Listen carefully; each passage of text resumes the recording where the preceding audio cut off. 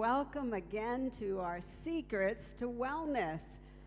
And our secret tonight is probably no secret because I'm sure that you recognize that sleep is a very important thing to keep us well and even to get us well if we're sick.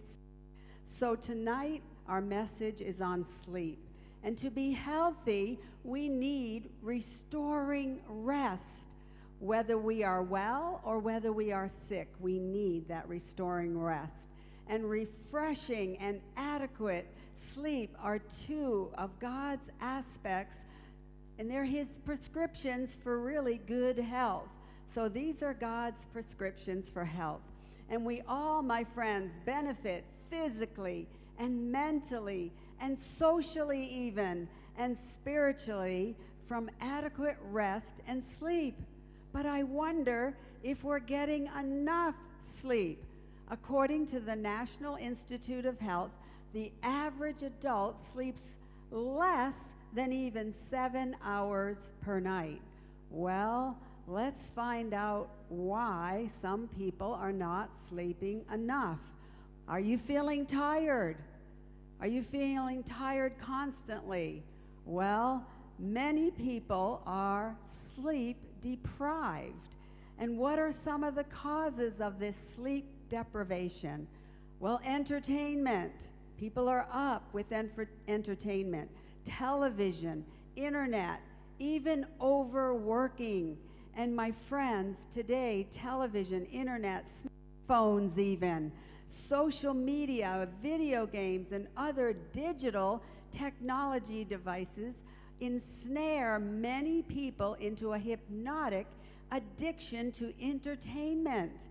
Now, God is using this technology, and we have Hope Channel here spreading this gospel all over Africa and around the world and all the social media. But Satan is using this too. And in fact, even in some meetings and even in some churches, people have their smartphones out and they're following them because usually it's an addiction. So we want to use it for God's glory, and that is so important for our wellness. And then it's a sedentary lifestyle, and not enough exercise during the day are some of the reasons for that sleep debt. Oh, and here's another one, eating late at night. When people are eating late at night, that will actually deprive you of the rest that you need.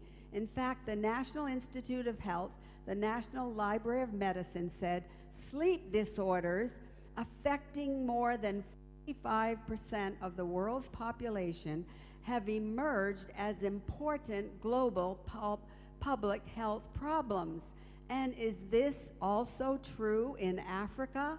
Well, an emerging body of epidemiologic evidence supports that sleep disorders are highly prevalent among sub-Saharan Africans. So now even people in Africa are having sleep debt. And these sleep disorders, my friends, are important risk factors for even headaches, as well as many other adverse outcomes, and is another cause of some of these killer diseases. So let's look at some of the effects of sleep deprivation. Even our moods are affected. Our moods, they may be up and down when we have sleep debt. And irritability increases significantly. We don't have the patience. We're more irritable when we have you ever noticed that? When you haven't gotten enough sleep, you seem to be a little more irritable. Well, and even our work performance decreases. So we're not as efficient at our work. And even our mental efficiency, general slowing of mental processes are going down when we don't get enough sleep. And our short-term memory is even affected. So many things are tied to sleep debt. And sleep deprivation actually decreases your endurance. I'm sure that those Kenyans who win the marathons and the races must be getting enough sleep. Sleep deprivation actually decreases our endurance, and we want great endurance if we want great health. And so everything we do, my friends, is affected by sleep debt. Our learning, even our reasoning. We're not as reasonable when we have sleep debt. Our safety, especially if you're driving in the car and you begin to fall asleep. And our efficiency and our communication skills and our relationships with one another. All of these things are so important, and we should be getting enough sleep. Well, let's talk about sleep and what scientists have divided the different types of sleep into. So there's non-REM sleep. This is a light sleep at first, and then we go into a deep sleep. And then there's what we call REM sleep, or rapid eye movement, which is the dreaming stage of sleep. And when we first fall asleep, we're in that light non-REM sleep, and the body begins to relax, the heart rate and the breathing are slower, but the individual is actually easily awakened. Have you ever wondered why when someone drops a book or they drop something and you jump in that early stage of sleep? It's because you're in that first non-REM sleep. And then we gradually transition into non-REM sleep, which is more of a deep sleep. And during this deep sleep, during this stage, the body renews itself and it actually repairs itself. That's why we need to get into that deep non-REM sleep. And the immune system is actually strengthened when we go into that deep sleep, and it helps the body to fight against even infection. And so following deep non-REM sleep, we move into the REM sleep, rapid eye movement, when the dreaming stage occurs. Now, if you're a dreamer, thank the Lord, because it is good to get into that dreaming stage of sleep. It is the REM sleep, the dreaming stage, that actually benefits the mind the most. And so we want to get into that deep dreaming sleep. And just as deep sleep restores the body, scientists believe that REM, or dreaming sleep, actually restores the mind. So what we do during our sleep, we actually restore not only the body, but the mind. And it's REM sleep that actually facilitates learning and memory. That's why it's good to read your Bible before you go to bed and memorize. My husband does that all the time, and he is memorizing. You wonder why he knows all these texts? He's memorizing, and you remember them when you do that at night. And when we only sleep a few hours, there's really not enough time, my friends, to enter into that REM sleep, that last stage of sleep. So how can we find out whether we're totally rested? Well, those cycles, sleep cycles, actually last 90 minutes. Did you know that? Each cycle lasts about 90 minutes, and scientists tell us that we need 5 of those 90-minute cycles to be totally rested. So if you multiply 5 times 90, you will get 450, and you divide that by 60 to be 1 hour, 60 minutes to be 1 hour, then you get 7.5. So most people need 7.5. Now I'm going to share with you, there's a small minority that could get along with a little less, but we need that amount of sleep, because over time, continued sleep deprivation raises the risk for a number of those chronic health problems that we've been talking about, including obesity, including diabetes, high blood pressure, and even heart disease. You see how important, my friends, sleep is? Well, why is sleep so important? Because sleep is nature's wonderful restorer of health. It invigorates the tired, weary body, and it prepares for the next day's duties so that you can function properly. And studies have consistently shown that sleep plays a vital role in promoting our physical health and even longevity. We've been talking how we can live longer, healthier, and happier. And we need sleep to do that, and it helps our emotional well-being as well. And so during sleep, both the body functions and the mental functions are restored. But insufficient sleep increases your risk even of developing type 2 diabetes. So why is diabetes on the rise? Because we're not following God's remedies for health. And studies by the journal Lancet, which is in the United Kingdom, revealed a sleep deficit of 3 to 4 hours a night over a course of a week affected the body's ability to process the carbohydrates, leading into a pre-diabetic state. So you see how all these remedies are connected to even the lifestyle diseases? Well, sleep deprivation weakens the whole immune system, contributing to these diseases. And a host of conditions are associated with insomnia, including, what diseases do you think?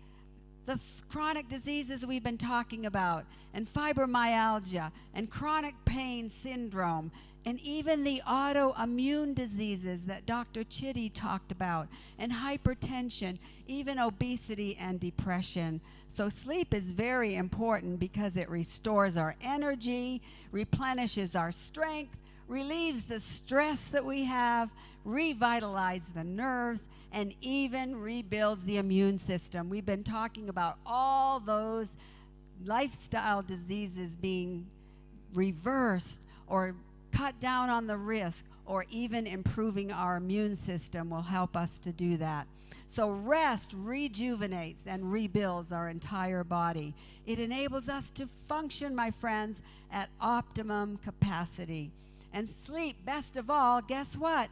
It even slows down the aging process. So sleep is actually one of the best anti-aging secrets. So we need that rest. Well, the question is, how much rest do we need?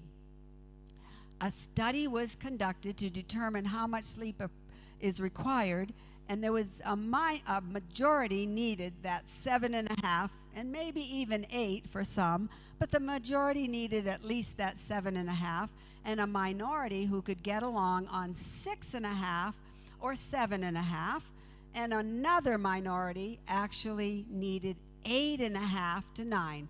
Well, how do you know? How do you know, my friends, which category you're in? Well, how do you know whether you need the 7.5, the 8, or the 8.5? Well, I'll tell you, it's not a secret anymore. If you're sleeping during the day, you're not getting enough sleep. Okay, if you're sleeping while you're studying and you have to keep putting your books down because you're falling asleep, you're not getting enough sleep. And if you're falling asleep when the professor is teaching in the classroom and you're falling asleep, you're not getting enough sleep. You have sleep debt. And if you're falling asleep during this meeting, you are not getting enough sleep. You're in sleep debt. So we should be fully rested, my friends. We have to be fully rested when you wake up. You should be energetic, and that's how you know whether or not you have gotten enough sleep. So keep track of how many hours you sleep and how you feel the next day, because we should be like little children who play all day, go to school all day, and then they go to bed at night and they rest so peacefully and get up the next day and do it again. And they don't fall asleep in the classroom or these things that many of us as adults do. So you want to be rested. So here's some suggestions for sleeping better. So for the best sleep, we need regular hours. We should be going to bed at the same time every single night. And before 12 is also very important, because scientists tell us that the rest you get before midnight is even better than after, even up to almost double the amount. And so it's very important to go to bed on time, and also to have a regular eating schedule, not one day eating at one time. We've been so blessed here because we eat at a place where we're staying in the morning about 8 o'clock. We have at least 5 hours in between, and then they feed us a wonderful, wonderful main dinner here. And so we have regular, at about 1:15 to 1:30, we have regular hours every day for eating. That's very important. And to have regular meals with nothing between, because if you're eating in between, you start those digestive processes all over again. Not even an apple should be eaten in between our meals. We need to empty the stomach, and you'll sleep more soundly. If your stomach is full and there's undigested food, it'll be difficult to have that good, sweet, sound sleep. And then avoid those stimulants that we talked about, such as caffeine and nicotine. In fact, Harvard Medical School says this in a special report. Caffeine, which is found in coffee, tea, sodas even, and other beverages, keeps you awake by blocking the adenosine, a brain chemical that helps you to fall asleep. So all these stimulants are not good for us, and especially not when we're trying to sleep. For some people, Harvard says, a single cup of coffee in the morning means a sleepless night. And we want you we want to help you to sleep better. But if you are tired during the day, some studies have also shown that you should just take a relaxing 15 to 30-minute nap. And then you'll be revived for the rest of the day until you can get on that good schedule and do regular sleeping hours. And so exercise daily and you'll feel so much better. And do your work in the office, not in bed. Don't bring your computers and your iPhones and your iPads to bed with you. And then don't discuss problems at bedtime. I'm sure Dr. David would tell us that. You just say, you know what, I think we'll do much better in the morning. Let's not discuss that tonight. Let's wait till tomorrow. And then sleep in a dark, quiet room, my friends. And then that old saying, early to bed, and what? Early to rise, makes a man or a woman healthy, wealthy, and wise. So getting to bed early and getting up early is important. And then trust in God, my friends, and pray. Trust in God and pray. A life of calm trust prepares the mind and body for a restful sleep. So here are the benefits of adequate sleep. It helps prevent disease. It reduces stress. It improves our memory. It increases our energy. It helps to maintain a healthy weight. And it reduces depression, and it even slows the aging process. So there are many benefits. But besides a daily rest, we need to have a weekly rest. And God has given us the Sabbath. We need not only a daily rest, but every week. Our loving Creator, my friends, has built into the structure of our being a biological time clock. We have a 7-day cycle. Did you know that? Built into the very fabric of our beings. And this is why, my friends, our loving Creator has given us the seventh-day Sabbath. The Sabbath provides an opportunity for restorative rest for both the mind and the body. And God's Sabbath is heaven's defense against unending work. Some people would work all the time if they didn't have the Sabbath, but we must come apart and worship God on that day. And so here are your teeny tips for tonight. 3 habits to establish: a regular schedule for sleeping, a regular schedule for eating, and a regular schedule for exercising.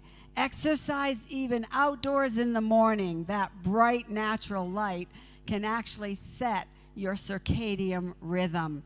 And then 3 things to avoid: stimulants like nicotine or caffeine, and avoid taking work to bed with you, my friends, and avoid any conflicts or even anything that's controversial or even a complex subject or a discussion at night. Have it wait until the morning. And then get plenty of fresh air in your bedroom. Keep your sleeping room dark and quiet. And if you need to and you can't sleep, just try some herbal teas. And then take a warm bath before going to bed. But certainly, my friends, we need to allow at least an hour before going to bed to unwind. That's why we shouldn't be on our iPhones or our iPads or any of these digital media devices. We should actually be toning down and unwinding, and then go to bed early, spend time reading the Bible and praying, and then trust in God, my friends, to take care of all your worries and all of your anxieties, because He will do just that.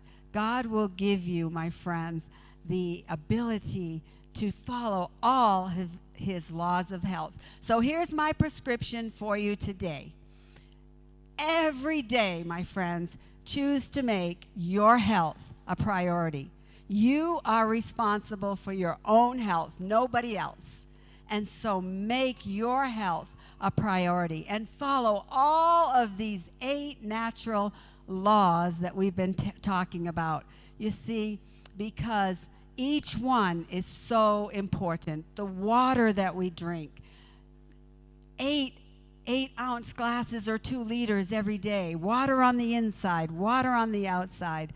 Exercising at least those 30 to even 60 minutes a day. And then love and trust in God. And then having a lifestyle of abstemiousness, abstaining from everything that is harmful and using wisely that which is good.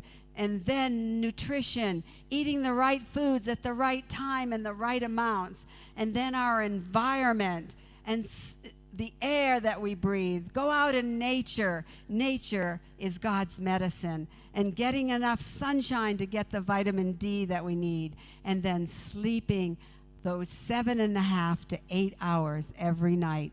And I know, my friends, all across Africa, those of you who are watching tonight, I know that Jesus will help you, because Philippians 4:13 says this: I can do all things through Christ who strengthens me. Let's say that together. I can do all things through Christ who strengthens me. Not just some things, my friends, but all things through Christ who strengthens me. So I know that God is going to bless you as you follow His laws of health, because, my friends, God's way is always the best way.